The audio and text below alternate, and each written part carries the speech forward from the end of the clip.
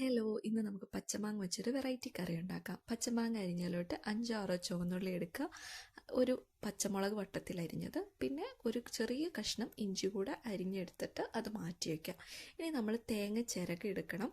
തേങ്ങ ഞാനൊരു ഹാഫ് തേങ്ങ ഇതുപോലെ ചിരകി എടുത്തിട്ടുണ്ട്. അതിലേക്ക് ആവശ്യത്തിന് മഞ്ഞൾപ്പൊടി ഇടുക, പിന്നെ കുറച്ച് മുളക് പൊടി കൂടി ചേർക്കുക. എന്നിട്ട് ഇത് നമ്മൾ മിക്സിയിൽ കുറച്ച് വെള്ളം കൂടി ചേർത്തിട്ട് കടുക് ചേർത്ത് അരയ്ക്കണം. കടുക് ചേർക്കുമ്പോഴാണ് ഇതിൻ്റെ ആ ഒരു വെറൈറ്റി ടേസ്റ്റ് വരുന്നത്. പിന്നെ ഒരു ചട്ടി അടുപ്പത്തേക്ക് വയ്ക്കുക, അതിലേക്ക് വെളിച്ചെണ്ണ ഒഴിക്കുക.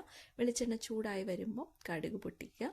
അതിന് ശേഷം നമ്മൾ ഈ പച്ചമാങ്ങ ചേർത്ത് കൊടുക്കുക. ഈ പച്ചമാങ്ങ നല്ലപോലെ വഴറ്റി കുറച്ച് ഉപ്പും കൂടി ചേർത്ത് വഴറ്റി ഇത് വാടി വരുമ്പോൾ അതിലോട്ട് നമുക്ക് ഈ അരപ്പ് ചേർത്ത് കൊടുക്കുക. എന്നിട്ട് ഈ അരപ്പ് നല്ലപോലെ തിളച്ച് വരണം. അപ്പോഴാണ് നമ്മുടെ കറി ടേസ്റ്റി ആയി വരുന്നത്. അതിലേക്ക് ആവശ്യത്തിന് ഉപ്പൊക്കെ നോക്കിയിട്ട് നമുക്ക് പിന്നീടും ചേർത്ത് കൊടുക്കാം കേട്ടോ. തിളച്ച് വന്നു കഴിഞ്ഞാൽ നമ്മുടെ മാങ്ങ വാട്ടിയ നല്ല അടിപൊളി കറി റെഡിയാണ്.